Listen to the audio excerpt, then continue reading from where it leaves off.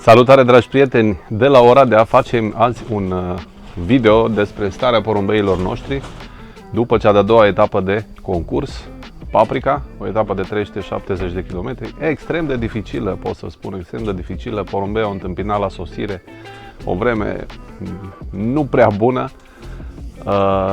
dar s-au strâns totuși. Am reușit să strângem 31 din 33, după ce la un moment dat părea că lucrurile vor sta și mai prost. A fost a doua etapă pentru noi, prima etapă pe văduvie și așa cum ne-am așteptat, rezultatele nu au fost, să zic așa, mulțumitoare, dar mergem înainte cu planul pe care l-am făcut, cu mici modificări despre care o să vă spun imediat, pentru a vedea cum funcționează și acest sistem de zbor. Pentru cei care nu știu, n-am participat la primele etape de viteză, am dus porumbei până la 200 km, fiind pe poziție de natural. N-am vrut să particip cu toată filiala în ideea de a nu pierde vreun partener. Când ne dai drumul doar porumbeilor tăi, normal că țin unul după altul și șansele să pierzi porumbei sunt destul de reduse. Și ne pregătim încet pentru următoarea etapă de aproximativ 500 de km, care va avea loc sâmbătă. Astăzi este luni, 26 aprilie, porumbei au sosit sâmbătă și unul sau doi au sosit și ieri. Tot de ieri am pus această plasă peste voliera femelelor pentru a le ține mai mult la întuneric. Femelele, nu mă întrebați de ce, dar performează mai bine dacă sunt ținute la întuneric și după acest antrenament vom mai încerca o chestie nouă, nu foarte nouă, dar nouă prin modul prin care o aplicăm. Vom încerca să mutăm femelele pe boxă și să le ținem pe boxă, să le hrănim pe boxă. Mâine vor sta închise după acest antrenament de acum seara, este ora 6 fără 20, în 10 minute prindem porumbei, în jur de ora 7 îi vom lansa de la 50 de km, în jur de ora 8 zic eu că vor ajunge acasă, se vor întâlni cu masculii, le vom separa imediat, vor mânca și le vom închide pe boxă, dar până atunci cam așa arată starea lor.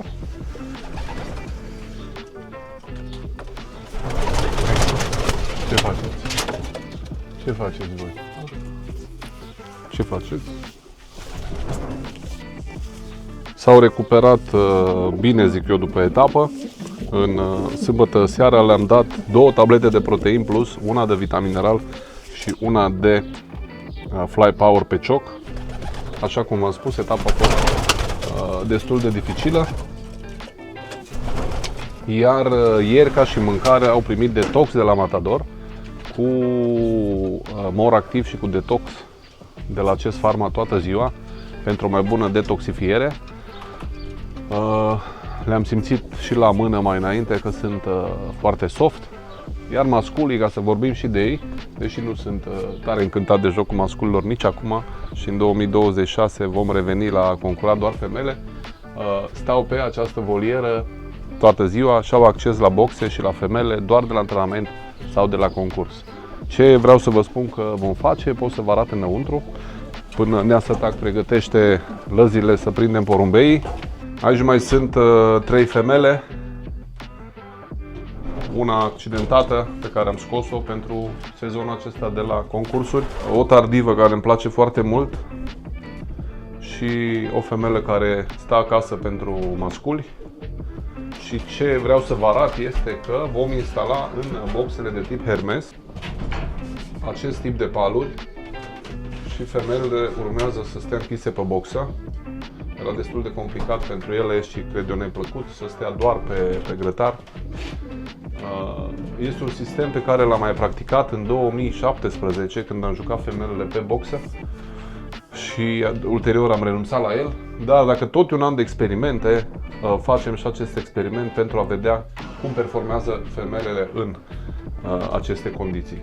Prindem porumbei, îi ducem la zbor, Cristi va aștepta la sosire, probabil că va filma și sosirea lor, intrarea lor la masculi. Nea Sătac o să-i pună pe toți mascul-femelă pe boxă, urmând ca ulterior masculii femelelor, cei care nu zboară, să-i mutăm în spate, masculii de zbor în față unde ați văzut, iar femelele să rămână pe boxă.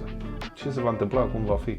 habar n-am. Sincer, sistemul care l-am experimentat anul ăsta nu m-a încântat extraordinar de mult până în acest moment, dar focusul este în continuare pe cursele lungi și nu se știe, mai avem puțin până la cursele de maraton. Țineți aproape, revenim!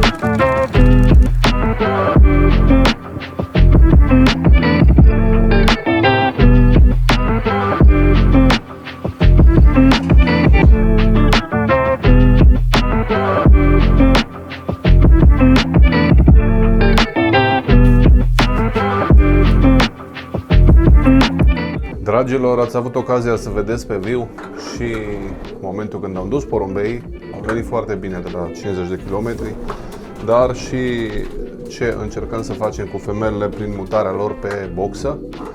Bineînțeles că sunt stresate în acest moment, nu știu exact ce se întâmplă cu ele, dar sper că în următoarele zile să înțeleagă jocul și să aibă efect. Am decis să experimentez asta tocmai în ideea că anul viitor voi reveni doar la jocul cu femele și ăsta va fi unul din modelele de zbor cu femelele pe boxe.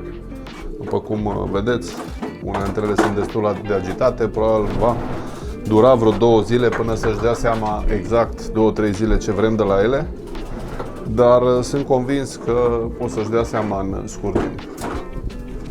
Dacă încă nu v-ați abonat la canalul meu, vă invit să o faceți. Postăm filme utile și interesante și îmi doresc să creăm o comunitate internațională extraordinară de iubitori de porumbei de curse, din care să învățăm împreună. Dacă aveți experiențe cu acest sistem de joc, aștept să-mi scrieți în comentarii și aștept să-mi scrieți în comentarii și părerea voastră despre ceea ce vedeți aici.